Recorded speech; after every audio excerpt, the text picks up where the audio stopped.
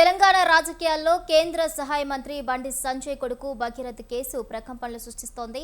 నిందితునిపై POCSO case నమోదైన 24 గంటల్లో అతన్ని అరెస్టు చేయాలి లేదా లుకౌట్ నోటీసులు జారీ చేయాలి. కానీ ఈ కేసులో అలా జరగటం లేదు.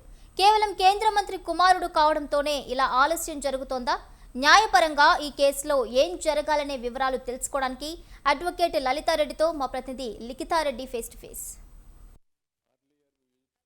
కేసుకు సంబంధించి ఇప్పటికే పోక్సో కేసు నమోదైనప్పటికీ కూడా ఇంతవరకు యాక్షన్ తీసుకోకపోవడం పైన బీఆర్ఎస్ మహిళా నేతలైతే ఇంతకుముందే అటు పోలీస్ స్టేషన్కి కావచ్చు, అదేవిధంగా ఇక్కడ మహిళా కమిషన్కి కూడా రావడం జరిగింది. అసలు ఈ పోక్సో కేసు విధి విధానాలు ఏమిటి అనేటివి ఒకసారి అడ్వకేట్ అయిన లలితారెడ్డి గారిని అడిగి తెలుసుకుందాము.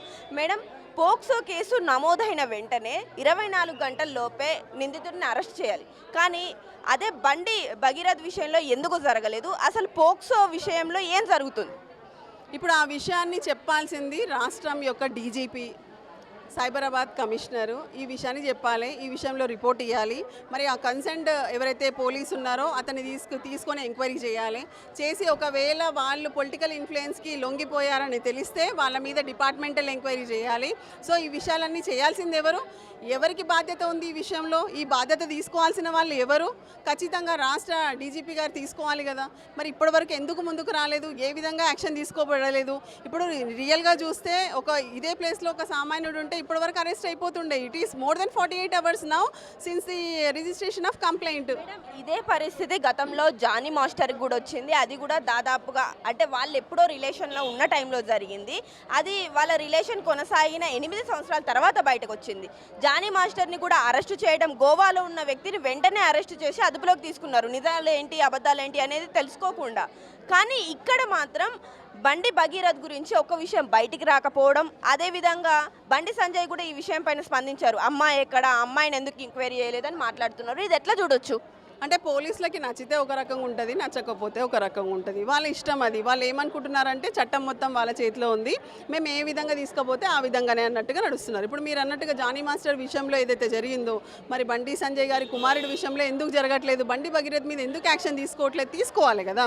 చట్టం ఏమంటుంది? పోక్సో యాక్ట్ ప్రకారం ఎప్పుడైతే రిజిస్ట్రేషన్ అవ్వగానే మరి ఇప్పటి వరకు విక్టిమ్ గర్ల్ స్టేట్మెంట్స్ రికార్డ్ చేసేయాల్సింది, చేయలేదు. స్టేట్మెంట్ రికార్డ్ చేయలేదు. మరి ఎలాంటి చర్యలు తీసుకోబడలేదు ఇప్పటి వరకు. ఎందుకు తీసుకోలేదు అంటే ఆమె మీద ఒక కౌంటర్ కేసు ఈ వీళ్ళెళ్ళి పోలీస్ స్టేషన్లో వెయిటింగ్లో ఉన్నప్పుడే ఆ అమ్మాయి మీద కూడా ఒక case section 308 Clause 5 of section అది ఏదైతే ఉందో ఎక్స్టార్షన్కి సంబంధించిన సెక్షన్, ఆ సెక్షన్ని రిజిస్టర్ చేసేసి ఆ అమ్మాయిని అక్యూజ్ నెంబర్ 1 చేసి సో ఇంటెన్షనల్గా చేశారు.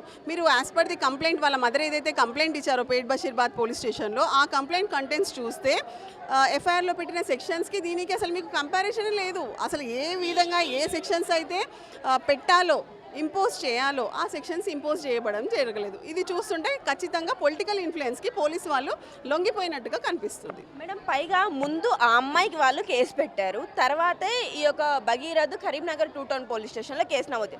ఎవరిది ఫస్ట్ తీసుకుంటారు? అసలు యాక్చువల్గా అయితే అమ్మాయికి తీసుకోవాలి, అమ్మాయిదే ఫస్ట్ ఎఫ్ఐఆర్ అవ్వాలి. కానీ అమ్మాయి రాత్రి 10 గంటలకు ఆమె దగ్గర కంప్లైంట్ తీసుకున్నట్టుగా, రాత్రి 12 గంటలకి 00 hours ఎఫ్ఐఆర్ రిజిస్టర్ చేసినట్టుగా అమ్మాయి చూపిస్తున్నారు. వేరే ఇతందేమో సాయంత్రం 5 గంటలకు కంప్లైంట్ వచ్చింది, 5 గంటలకే ఎఫ్ఐఆర్ రిజిస్టర్ అయిపోతుంది.